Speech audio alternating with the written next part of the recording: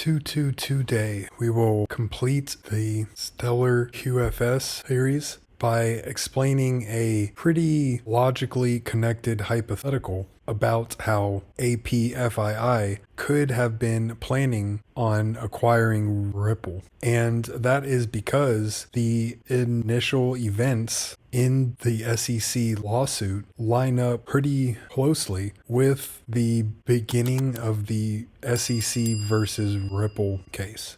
In parts 1 and 2, I talked a lot about how Robert Bell, who created ClickX, that is connected into Swift, and how APFII is connected into the UN and XLM. He has been advocating for IBM for quite a long time, and particularly around the World Wire form, of which we were able to show has essentially become what the Stellar protocol currently is. And here's a bit more on that from Jesse Lund, who at that time was in charge of digital assets at IBM. And we have one more from Robert Bell and some comments on how Visa, MasterCard, and American Express would be involved. On the APFII website, which is a pretty boring website until you begin to dig into it more, you can find APFII systems. And it begins to talk about a proposed NYSE listing and IPO. And it has a public offering by SPAC 2021 page, which I will explain more as I begin to hypothesize how all of this could have been involved in the SEC versus Ripple lawsuit. And it has a ton of information here, including the Special Purpose Asset Corporation, Hudson 800 Acquisitions Limited of 99 Hudson Avenue, New York, New York.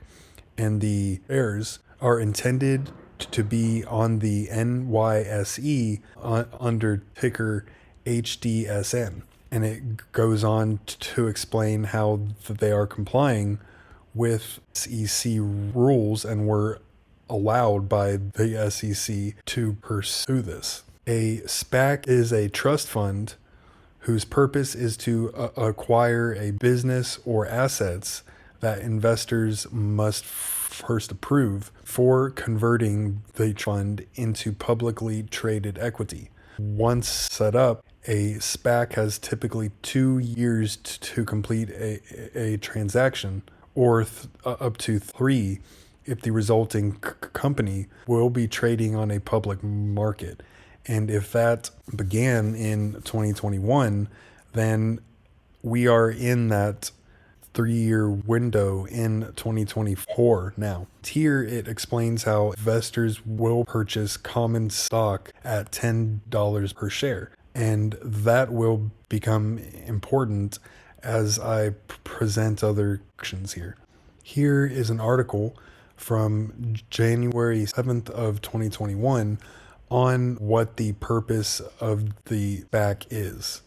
And it has a ton of information here, but it comes down to how APFII intends to file an interim SPAC with capacity for a little under $300 million in external investments, but with the expectation to do a lot more. It also calls out APFII's banking services were for central banks, as I was able to touch on related to Australia in part 2 and 3A. And if we go back to the APFII SPAC IPO page, it calls out who is actually involved in this. And I was able to find a bit more information on a couple of individuals involved. So he already explained all of the connections that Robert Bell has.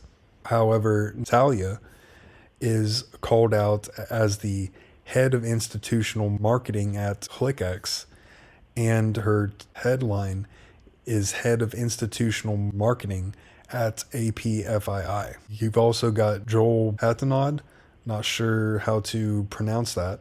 He is shown here, and it appears as if he has a lot of involvement in the financial industry, concentrating on financial services companies and consulting. He is the director at Kaibo Global right now, and on that site, it calls out a ton of experience involving the World Economic Forum, UN, and the World Trade Organization. He was a New Zealand diplomat and trade negotiator, and was also involved in the former US president's admin, where he worked on Trans-Pacific Partnership negotiation issues. Here we get into some more information on SPACs from the SEC.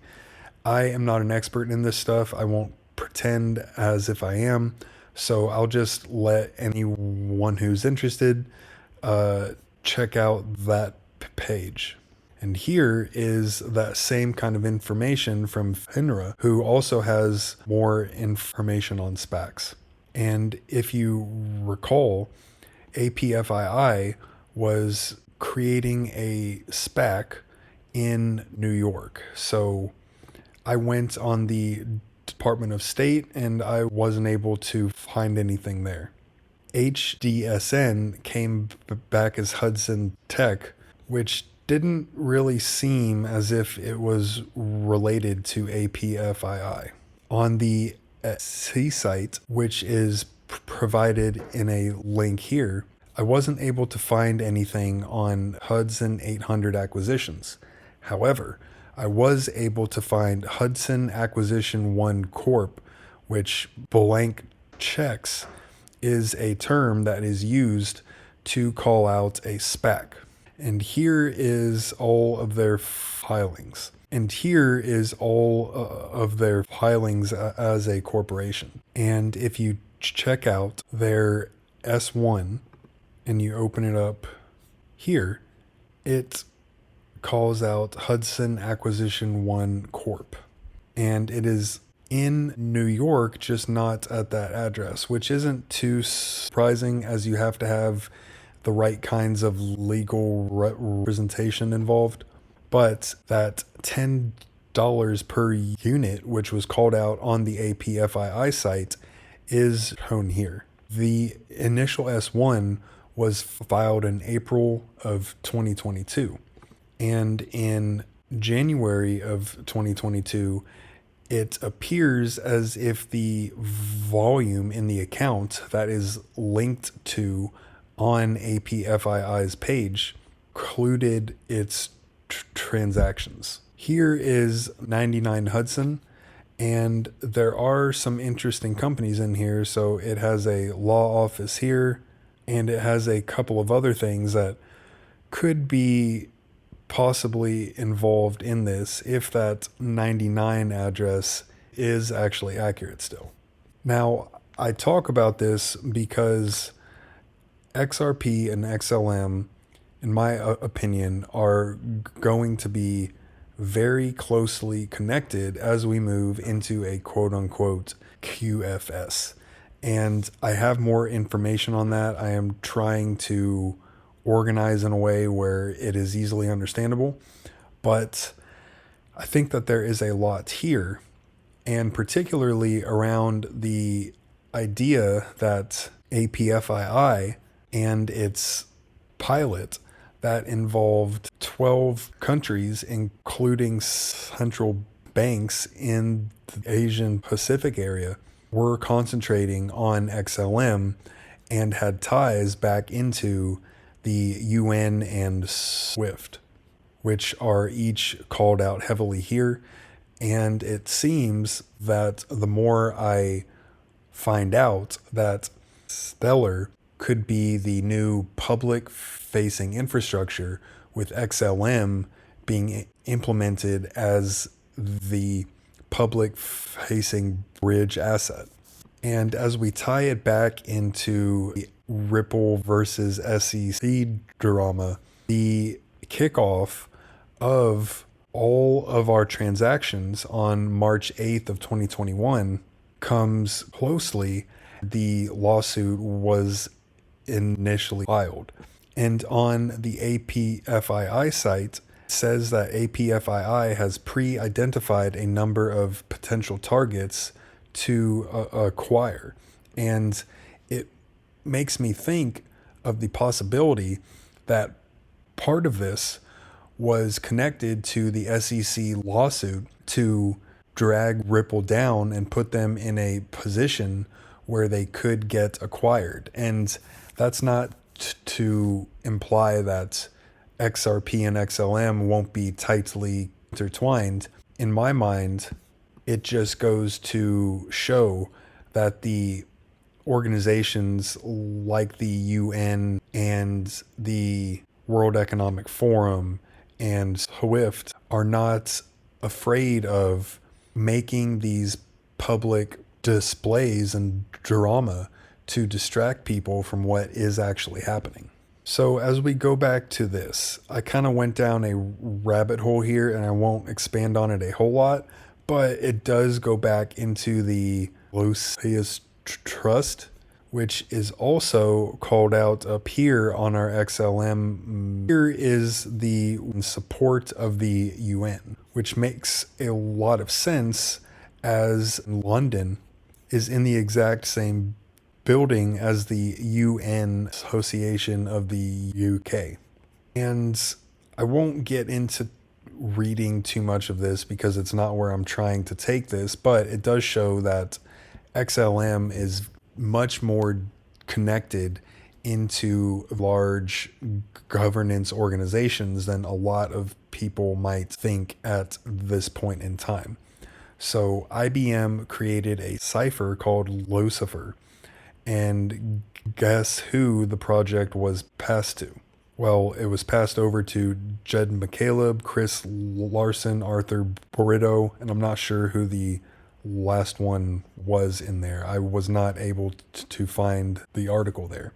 On the IBM site, it talks about how it is a cryptographic device for data communications, and it is a block cipher cryptographic system by which information of any length is enciphered online in groups of 16 bytes under control of a 100-bit key. So that sounds a lot like how the SHA 256 algorithm, which is what Bitcoin and others run on, works now, which was put into practice with Bitcoin in what, 2009? Here is an article that calls out the creation by IBM, and it is here in the history of cryptography from December of 2022. And here's some other things that I won't actually read much out loud here. The symbol of XRP is the compass and square, and XLM is Saturn, the light bearer, i.e. that name right there. Jed McCaleb is associated with the Lucis Trust, and their motto is Ordo Ab Chao, and their goal is Novo Ordo Florum. New order, I don't know. I think that one means order from chaos, if I just had to attempt a guess. And here is more from XX about some of XLM's ties back into the UN. So you've got Stellar and UN Goodwill, Lucis Trust, won't say that name, Lights, Lumen, XLM. You've got Jed McCaleb is connected into it. Idris Elba, who they have involved a lot in their rebranding over the last 8 months or so at this time. And Donnell, the chief executive officer, is involved too.